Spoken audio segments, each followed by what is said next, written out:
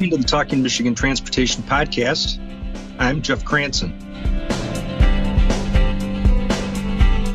Continuing on the theme of traffic safety and what can be done about the increase in speeds and crashes and related driver behavior that we saw beginning with the pandemic in 2020. I'm going to follow up on a discussion last week about automated vehicles and the promise that they hold to someday greatly reduce those crashes.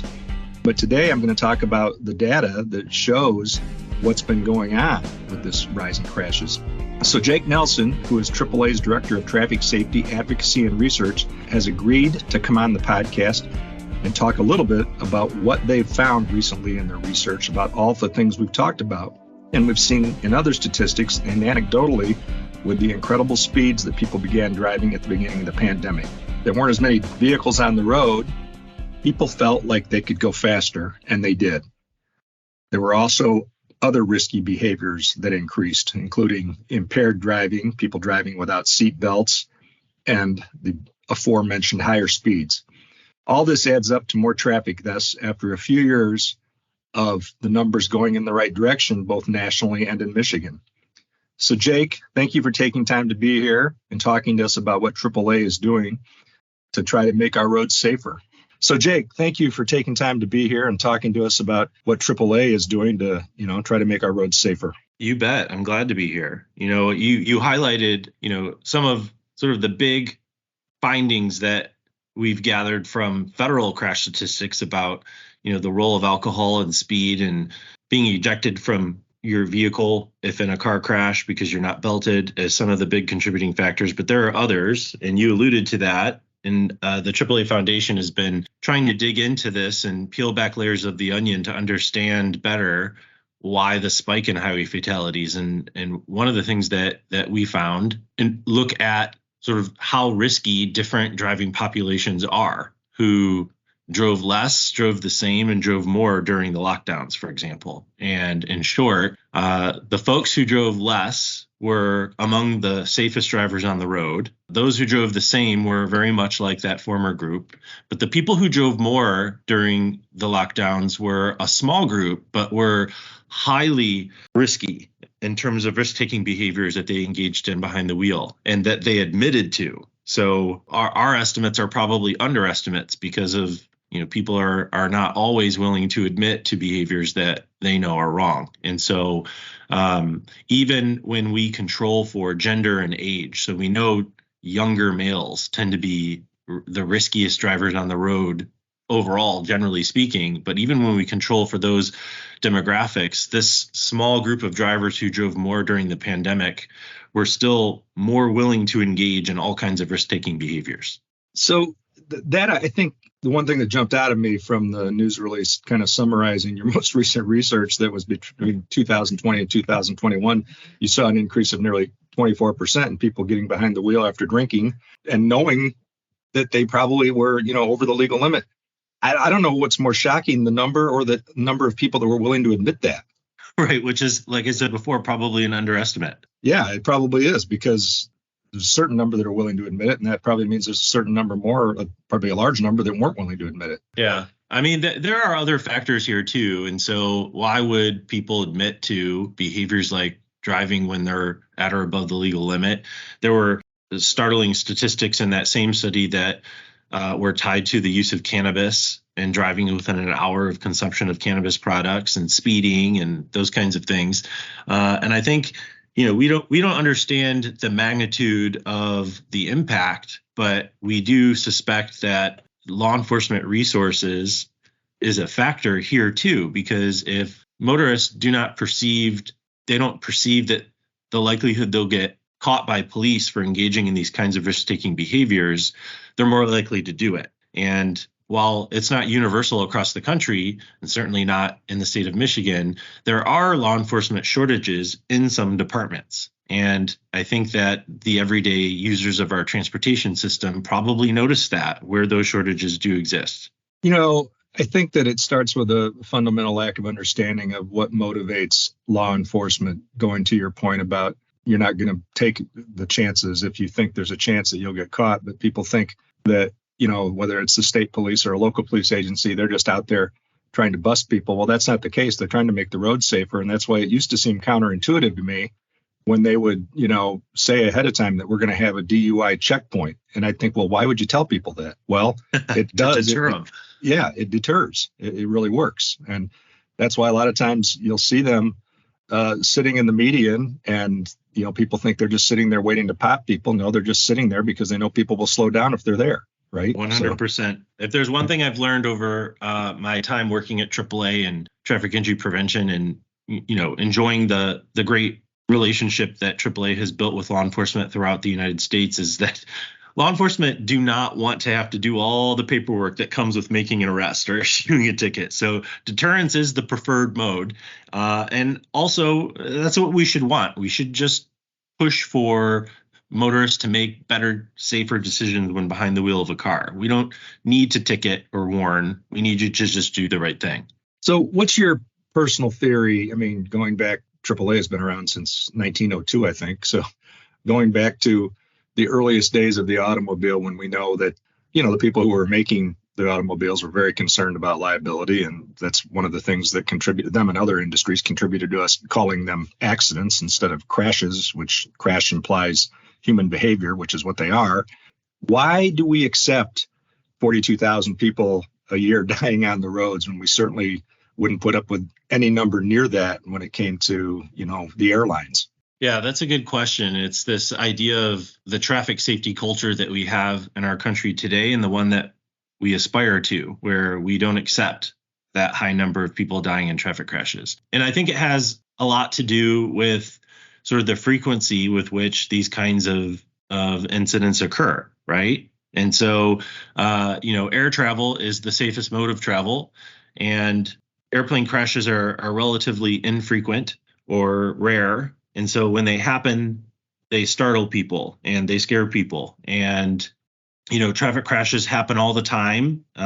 We all know somebody, or we ourselves have been involved in a traffic crash. And so we almost become desensitized to it. And I think that has a lot to do with why people aren't demanding more in terms of action to reduce the number of people dying on our highways. Yeah, I think you're absolutely right. And I've spoken recently with Jeff Farah, who is the executive director of the Automated Vehicle Industry Association, about what autonomous vehicles could mean to safety, and that whole concept of we all feel like we're a good driver, but the other guy isn't, and certainly a computer couldn't be better.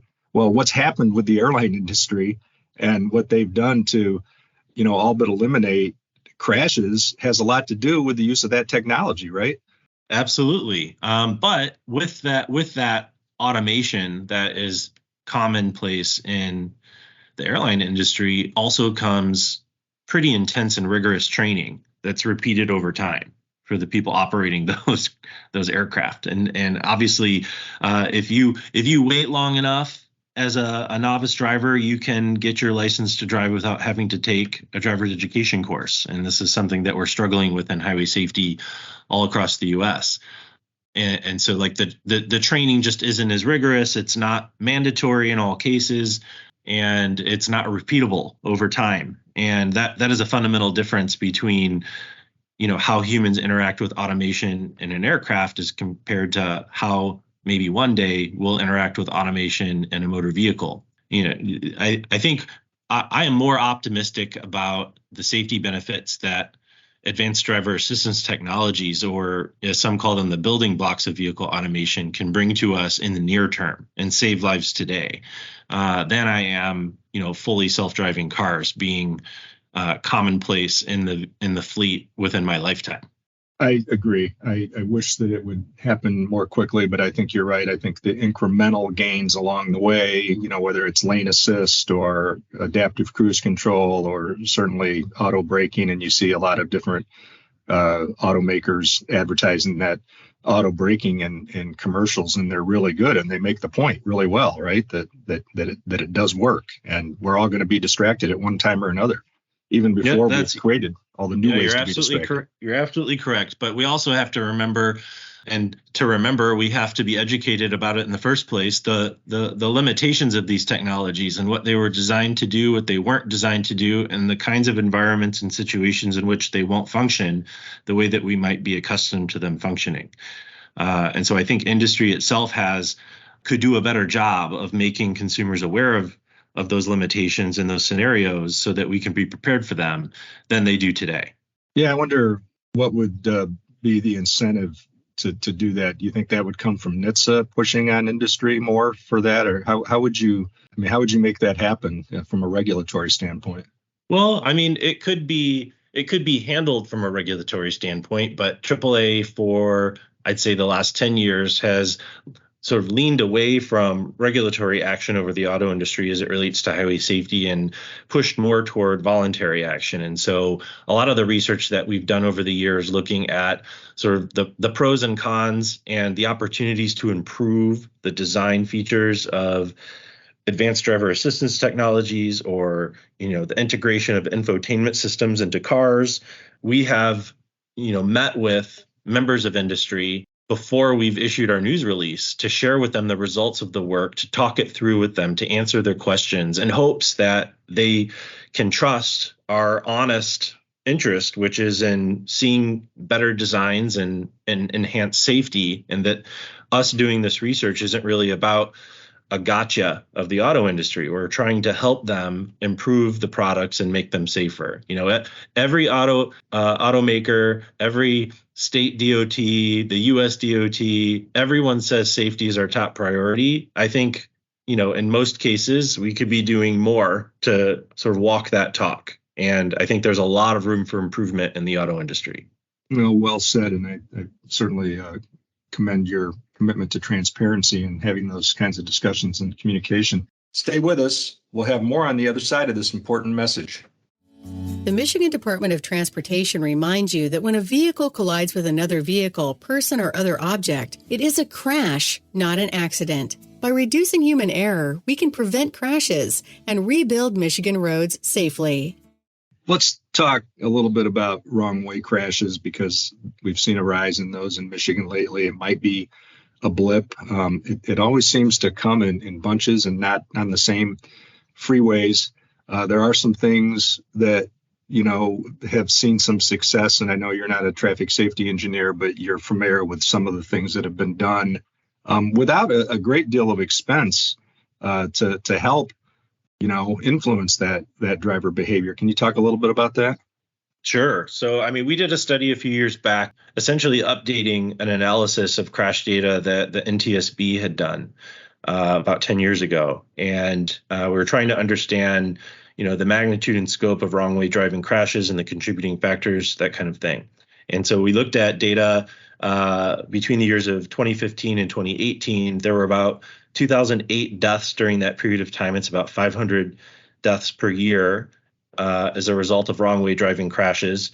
That's a 34% jump from the period of time between 2010 and 2014, where there were only about 375 people dying per year in wrong way driving crashes. And so I think we alluded to this before earlier in the segment about the most common contributing factors. And so like alcohol impairment is the single most common and frequent contributing factor to these kinds of crashes. 6 in 10 wrong way driving fatalities involved an alcohol impaired driver. Older age, so drivers over the age of 70 statistically are overrepresented in wrong way driving crashes. And we can talk a little bit about why that might be. And then in terms of a protective factor, driving with a passenger can bring some protection for the obvious reason of a passenger can help monitor the driving environment, alert you to the fact that you might be pulling into a one-way street, and help with corrective action if it's needed.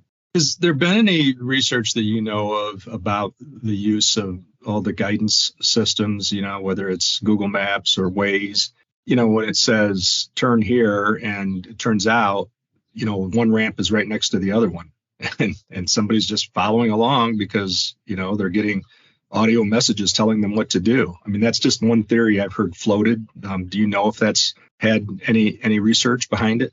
Well, I'm not familiar with research on that topic, but I'm very familiar with the challenge that you've outlined. I have a friend who lives in Hawaii, and just a couple weeks ago, he sent me a news clip of a woman who drove into the bay, like right into the ocean, because GPS navigation told her to. That kind of thing just makes me shake my head in disbelief every time.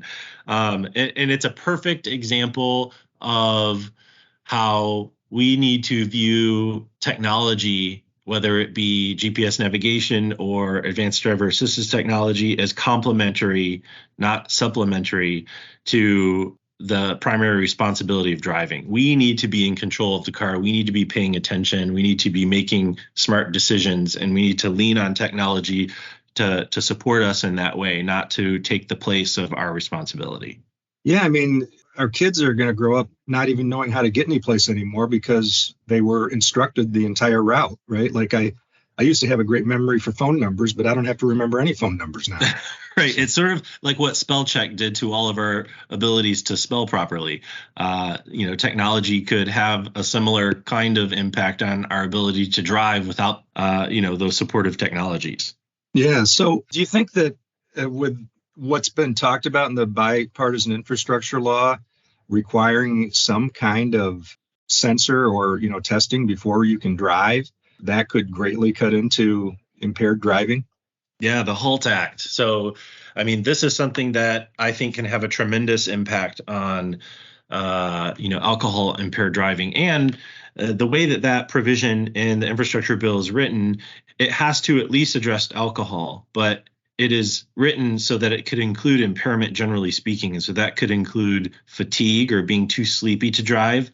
It could include also medical impairment. So if you're having a heart attack or a seizure, that would be covered as well. And then impairment due to drugs other than alcohol that obviously can't be detected in the same way that alcohol can using the same kinds of sensors. But there are other forms of driver monitoring technology that can be used to sort of create an algorithm that points to odds are that this individual is having some sort of an impairment, whether it be medical, fatigue, or alcohol or drugs, and can first alert the driver to the need to pull over safely. But if the driver doesn't respond, the vehicle will slow and pull itself over to a safe location. And so this has a huge potential to enhance highway safety for all of us, and in particular for wrong way driving crashes, since alcohol is a factor in 6 in 10 of those fatal crashes.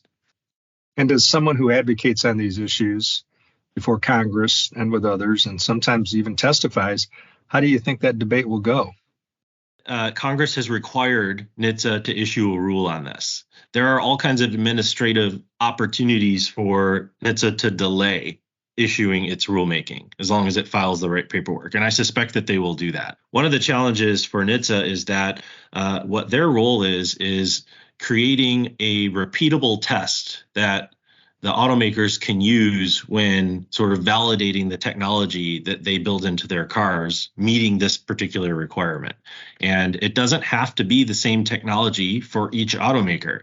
It's just that whatever technology is used to achieve this outcome has to perform appropriately using whatever this repeatable test is. And therein lies the challenge. And this is a problem easier to solve for alcohol than any drug other than alcohol, and certainly easier to solve for alcohol than for other forms of impairment like medical or fatigue. And so my prediction is that the first rule that NHTSA issues, whether it be on time, on schedule, or delayed, will be relative to alcohol specifically. And then it's our hope that as we learn more and NHTSA is more able to determine the kind of repeatable test required for other forms of impairment, that rule can be updated to capture other forms of driver impairment. And how will Big Brother phobia factor into the opposition? Well, we at AAA do an annual survey through our foundation asking active motorists about their opinion on all kinds of things and on what kinds of risk-taking behaviors they themselves engage in. And on this topic, we've learned that upwards of 70, 75, 80%, depending on the year, of motorists in this country actually support making the car the cure and preventing people from being able to start the car if you are impaired by alcohol. And so I think that we have good public support. I think the challenge is in people need to touch it, feel it, see it, and experience it before their comfort will increase. And this is true in all kinds of things related to highway safety. Just think of like the notion of a fully self-driving car. People are very uncomfortable with that, but there also isn't a fully self-driving car available for people to engage in right now. The most aggressive form of that technology still technically requires that you monitor the driving environment and be prepared to take control at any time. So I just think it's an exposure issue before public support gets to the point where we don't have the big brother fears. Yeah, I think and hope you're right. Well, Jake, thank you very much for taking time to talk about all these things. I know we could go on forever. You guys have so much in your portfolio, but I really appreciate your insights. Yeah, I appreciate you having me on, and I am happy to talk about this stuff anytime. So take care, and hope to see you soon. I'd like to thank you once more for tuning in to Talking Michigan Transportation. You can find show notes and more on Apple Podcasts or Buzzsprout. I also want to acknowledge the talented people who help make this a reality each week, starting with Randy Debler, who skillfully edits the audio, Jesse Ball, who proofs the content, Courtney Bates, who posts the podcast to various platforms, and Jackie Salinas, who transcribes the audio to make it accessible to all.